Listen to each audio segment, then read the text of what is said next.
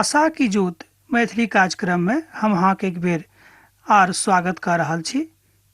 विश्वास करैत छी जे अहाँ सब खूब नीकसँ होयब। अहाँ अपन जिंदगी में पिता परमेश्वरक प्रेम में सेहो बढ़ैत होयब। हमर भाई बहिन, आजुक दिन देखब जे लैव व्यवस्थाक पोथी में जाय कथाक ऊपर विशेष रीति से ध्यान देवल गेल अछि, वा एना कहियो निर्देशन देवल गेल अछि, ओ थिक आराधना और पवित्रता। तैं तरह तरह के बलिदान चढ़ाकर एहि बातक हमरा लोकक बतावल जा रहल अछि कि हमरा लोकनि अपना जिंदगी में कोना के पवित्रता के साथ जिंदगी बिता सकैत छी। एहिसँ पहिने हमरा लोकनि आगाँ बढ़ी अहूँ एकटा छोट प्रार्थना कऽ लै छी। हे महान परमेश्वर, हे सर्वशक्तिमान सर्वदयालु परमेश्वर, प्रभु जी हम अहाँके धन्यवाद दऽ रहल छी। पिता परमेश्वर, अहाँके महिमा, अहाँके कृपा, अहाँके दया, अहाँके अनुग्रह प्रभु जी हमरा सभक जिंदगी में सन्मुख में आबैक। विशेष रूपे प्रभु जी हमर श्रोता भाई बहिनीक ऊपर अहाँ दया करू। जे केओ बीमार छथि, कोनो तरहक परेशानी में छथि, बहुत केओ हमरा में से प्रभु जी रोजी रोजगारक लेल सेहो परेशान छथि, प्रभु जी हुनका अहाँ रोजी रोजगार प्रदान करियौन। एहि छोट प्रार्थना का हम अपन उद्धारकर्ता यीशु क्रिस्त के नाम से मांग रहल छी, आमीन। हमर भाई बहिन, अब हमरा संगे अहूँ खोल लिया लय व्यवस्थाक पोथी तकर 10म अध्याय।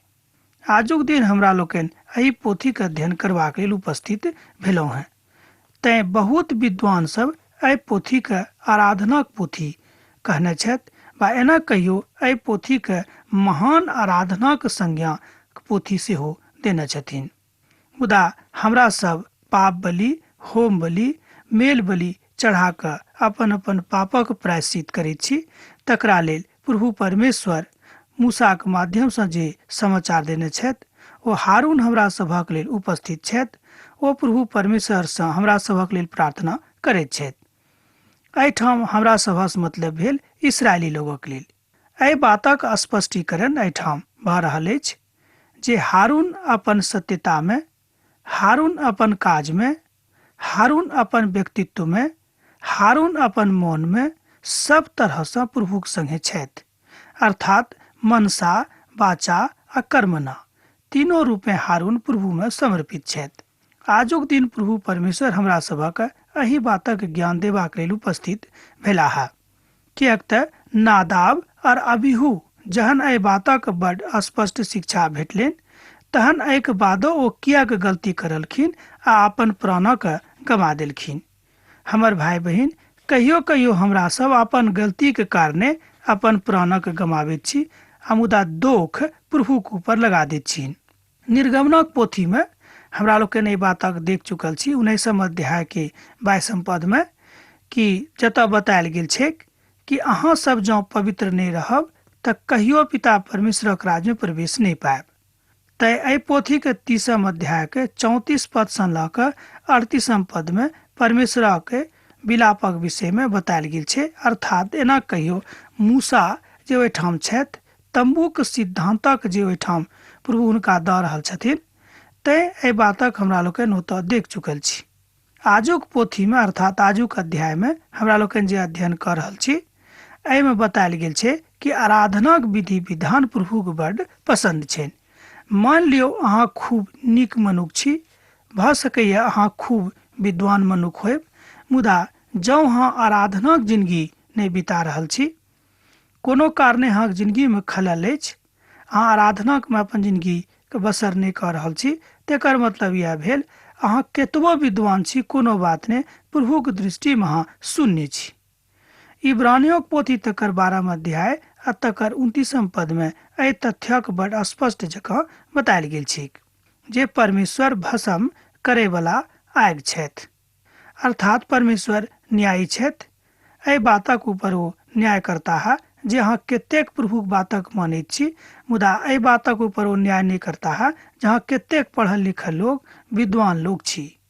से बात नहीं, मुदा एहि बातक ऊपर प्रभु न्याय करता है कि अहाँ कतेक प्रभुक आज्ञा के मानैत छी आ हुनका संगे चलैत छी।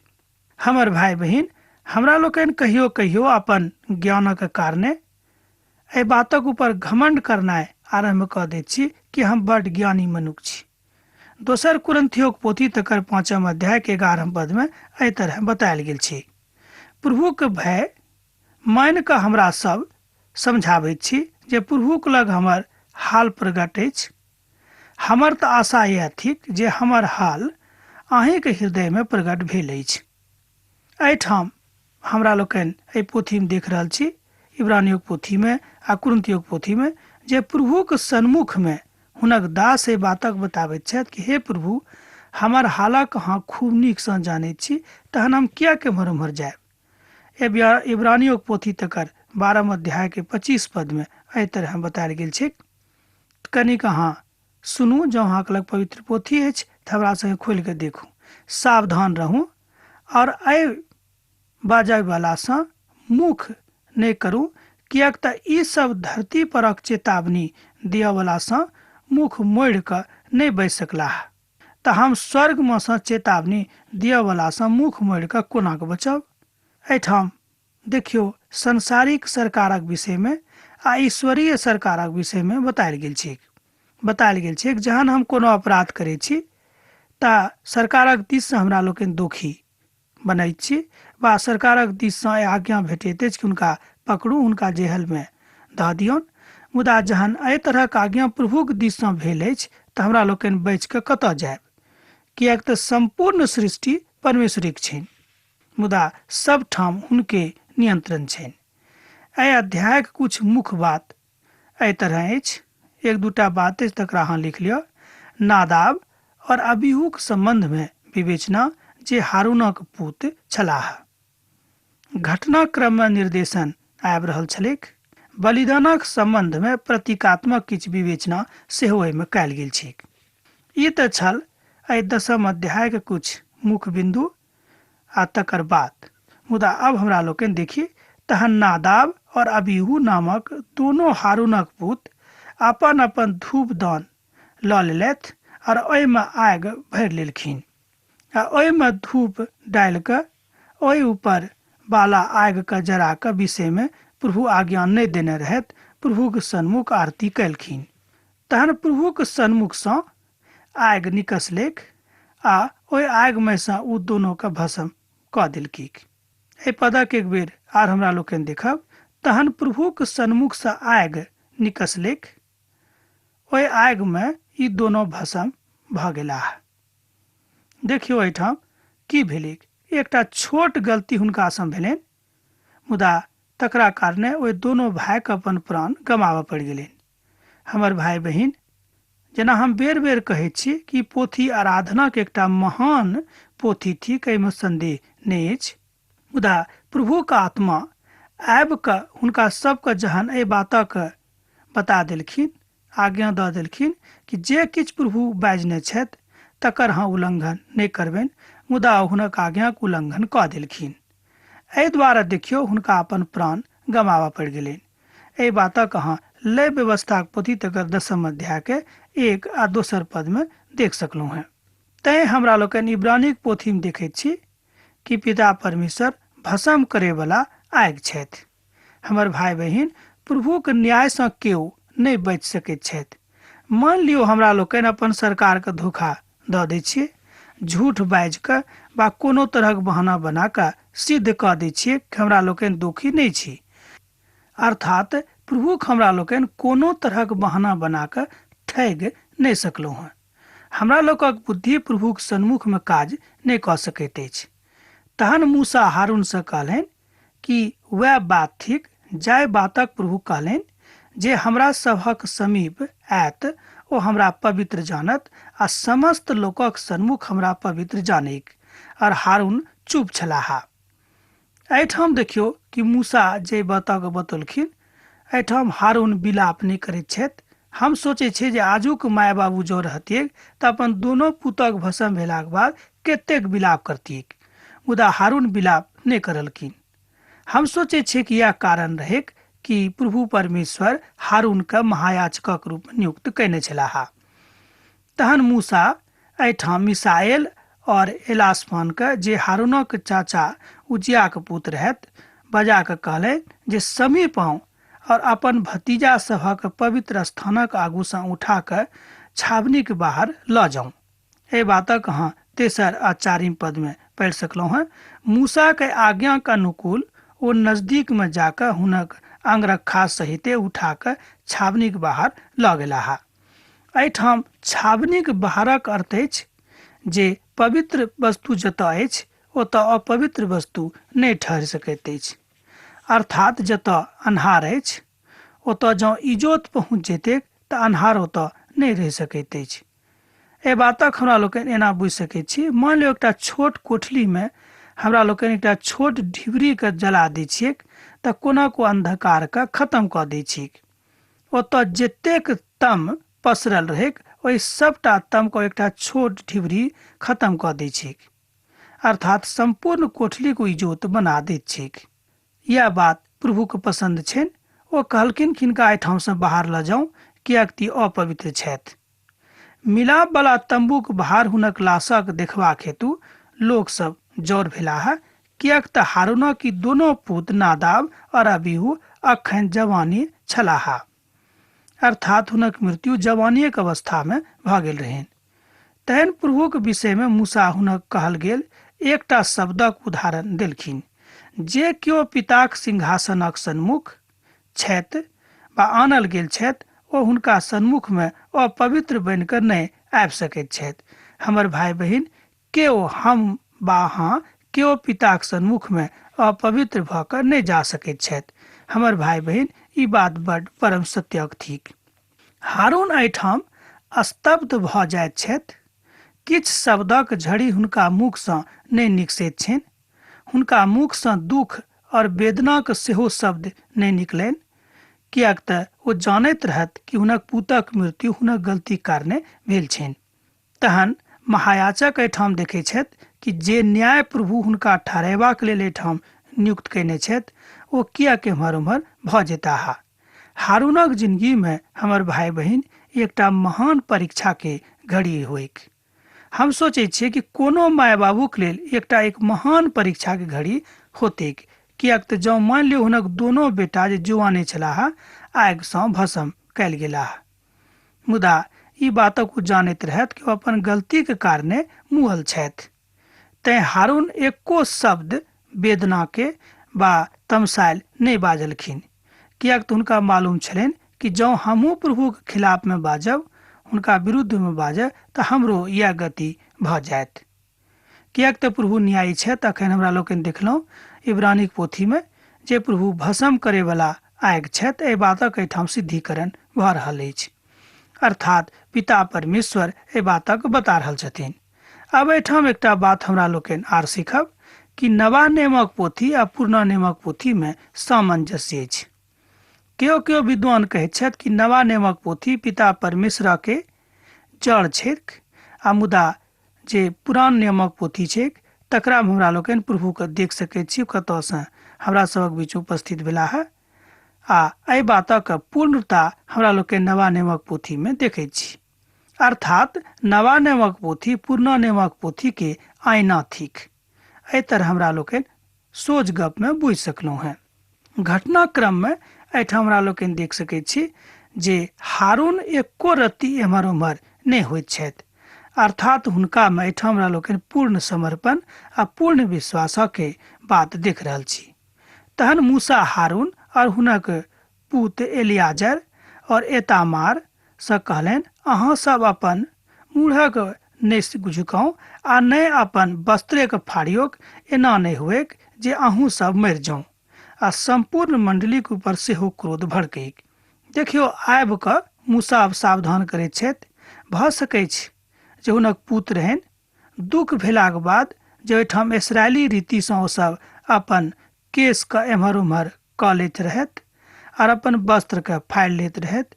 ई ओतऽ एकटा शोक करबाक साधन रहै, ओहि काल में विधान रहै। मुदा मूसा आबि कऽ हारून के और हुनक बचल दुनू बेटा के बता देलखिन कि अहाँ सब ई नहि करब, नहीं तो अहूँ सब मारल जायब। आ एतबे नहीं, संपूर्ण इसराइली मंडली पर पिता परमेश्वरक क्रोध उमड़तैक।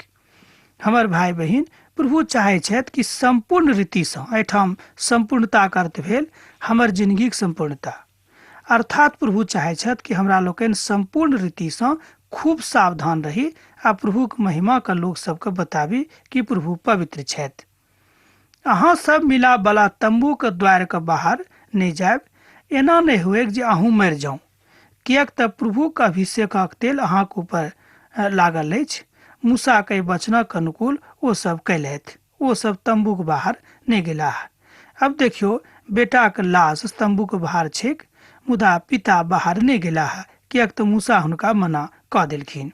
हारूनक ऊपर प्रतिबंध लगा देवल गेलनि कि जे ओ तंबू के बाहर नहीं जेताह, और ओ तंबू के बाहर नहीं गेलाह। एहिठाम एकटा बात स्पष्ट भऽ रहल अछि कि मूसा के नियमक अनुसार जँ हमरा लोकनि देखी तऽ प्रभु एहिठाम जे आज्ञा हुनका दिससँ हुनकामे भऽ कऽ हमरा सभक दै छथि ओ ई थिक कि हमरा सब पूर्ण रूपेण समर्पित जिंदगी बिताबी। जेना देखियौ, कतेक पैघ तकलीफ पड़लाक बादो हारून एम्हर उम्हर नहीं भेलाह। वचनक सहभागिता आर प्रभुक वचनक शिक्षा नहीं दऽ सकैत छथि। यह रहैत प्रभुमे आज्ञाक कथा, जकरा हमरा लोकनि आजुक दिन सीख रहल छी। इतामार और एलियाजरक जे ओ सब गलती कैले तकरो विषय में पोथी में बतायल गेल छी। एहि विषय वस्तु पर पद 12 से आगाँ बतायल गेल छै। तहनाओ एहि भागक किछ पद जँ पढ़ि लेब तऽ नीक रहत। आ फेर मूसा आ हारून आ हुनक बचल दुनू पुतक इतामार और एलियाजर सँ कहलनि, प्रभु के हाव्य में सँ जे अन्न बलि बचल थिक तकरा लऽ कऽ वेदीक लग बिनु खमीरक खाउ, किएक तो परम पवित्र थिक। मुदा की भेलै, ओ सब जेना कहलखिन ओ कैलथि कि नहीं, एहि बातक हमरा लोकनि दोसर पद में देख सकैत छी। अहाँ तकरा कोनो पवित्र स्थान में खायब, ओ प्रभु के हाव्य में सँ अहाँक और अहाँक पुतक एक अछि, किएक तऽ हम एहि तरहक आज्ञा पयलहुँ हैं। देखियौ, जे आज्ञा कनिक सुनै में कठिन लागैत अछि, भऽ सकैत कि ओहि आज्ञाक हमरा लोकनि अपन जिंदगी में बहुत आसानी से लागू नहीं कऽ सकैत छी। एहिके बादो जँ ई आज्ञा प्रभुक दिस सँ अछि तऽ हमरा सभक काज थिक जे बता दियक। तैं मूसा आबि कऽ ई बता देलखिन कि अहाँ सभक की करबाक अछि। लहरायल एहिठाम जे उठायल गेल छैक मेढ़क जांग में, अहाँ सब अर्थात अहाँ और अहाँक बेटा बेटी सब केओ कोनो शुद्ध स्थान में खायब, किएक तऽ इसराइली के मेम बलि में सँ अहाँक और अहाँक संतानक हक ठहरतैक। एहिठाम फेर प्रभु ओहि बातक बता रहल छथि कि जे याचकक हिस्सा छैक से अहाँ याचक के देबनि, जे अहाँक अछि से अहाँ लऽ जायब, आ जे प्रभुक छैक तकरा अहाँ प्रभु के दऽ देबनि। अर्थात एहिठाम प्रभु फेर न्याय के बात करैत छथि आ ओ कहै छथिन कि जँ अहाँ अपन जिंदगी में न्यायी नहीं छी, जँ अहाँ अपन जिंदगी के साथ न्याय नहीं कऽ रहल छी, तऽ प्रभुक भक्ति में अहाँ आगाँ नहीं बढ़ि सकलहुँ हैं। यह बात प्रभुक महिमा सँ भऽ रहल अछि। 4 बीचक हाव्य में समेत जे उठावल जांग और लहरावल रहेक तकरा ओ सन्मुख में एहि बातक बता देलखिन। हमर मित्रवर, हमर भाई बहिन, की अहाँ एहि सबटा बातक बुझि रहल छी? अहाँक और अहाँक संतानक थिक ई बात ओहिठाम बतायल गेल छै 12 पद से लऽ कऽ 15 पद धरि। मूसा पुनः ओहि आज्ञा के दोहरा रहल छथि जे हुनका हेतु पूर्व काल में बतायल गेल रहनि।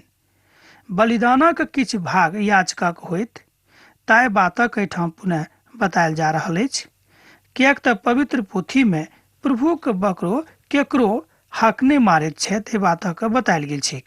प्रभु कहै छथिन कि जे अहाँक अछि से तऽ अहाँके भेटत, आ जे अहाँके नहीं अछि से अहाँके नहीं भेटत।